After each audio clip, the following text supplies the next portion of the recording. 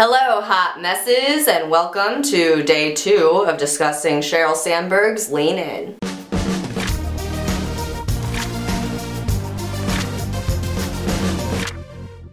Before we start, I'm sure you can tell that my voice is weird, so just ignore that and get ready to lean the hell in with me. Okay, so my first reaction to the first 3 chapters of this book is that I am way more captivated than I thought I would be. The first thing that really caught my attention is how she's talking about even from a young age, girls realize that being bossy or domineering is a negative quality. And I totally remember feeling that way when I was a young kid, like feeling like when boys took the leadership role, it was expected, and when I tried to, people really didn't take to it well. Especially when I was trying to take leadership in a feminine role. I've always been a relatively stereotypically feminine person. I was always more interested in dolls and stuffed animals than I was in trucks and sports, and I didn't like to play outside very much. I was very much your run-of-the-mill feminine girl. But I was also very much the domineering, bossy one, and wanted to force my friends to act out scenes from movies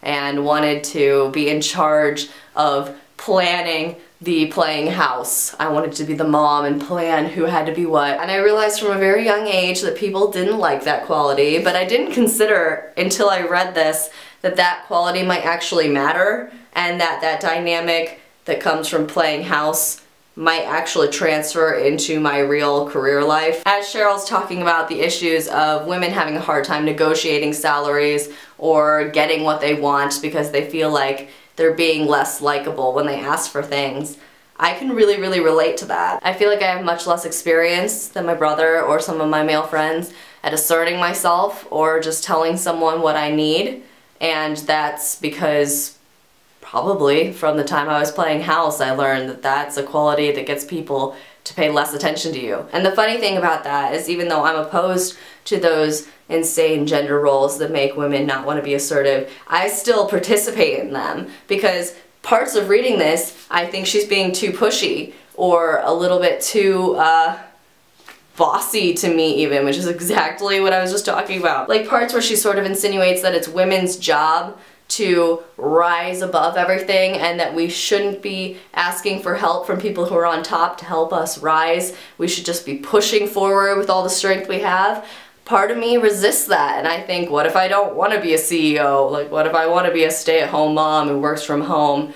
And yeah, it's really interesting that part of my brain is totally on board with her saying, I don't want to be treated like my opinions don't matter anymore. And then part of my brain is so part of the culture that does that it's saying, your opinions don't matter that much. I got this interesting psychology lesson for 30% off at Target. The last thing I want to talk about, which is sort of in response to the criticism we were talking about in last week's video, is her idea that women in positions of privilege in developed nations, or white women or rich women, have a duty to rise up to the highest position they can so that they can help make decisions that affect women in lower positions. Obviously, I feel really resistant to the idea that rich white women owe it to the world to make 6 figures, but at the same time it kind of makes sense, her argument that unless there are women in big powerful positions, men are going to overlook women's issues because they're not personal to them. And when there are women in positions of power,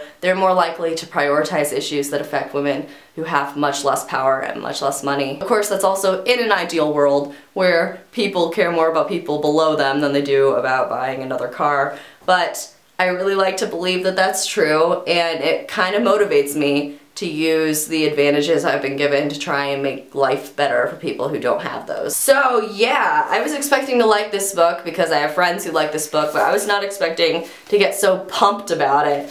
And I'm really looking forward to hearing what you guys think.